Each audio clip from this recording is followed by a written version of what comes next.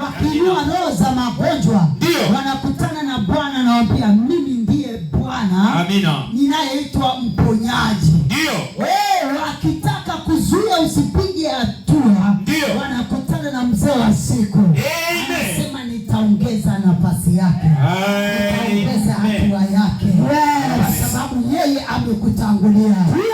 Tamka jioni ya leo, siku ya kesho, Ijumaa yako, Jumamosi yako, Jumapili yako, Bwana akatangulia mbele yako.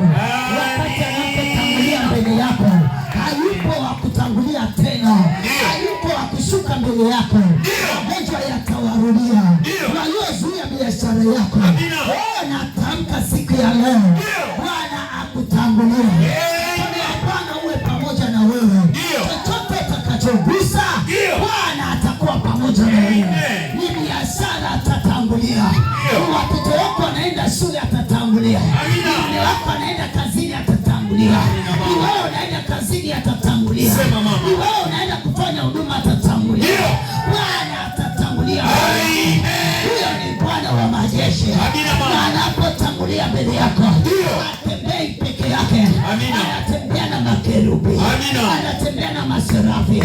Huku moto, huku moto, moto, moto. Nataka nikwambie, wajipendekeze. Hii wiki ya kulipiwa kisasi na Bwana.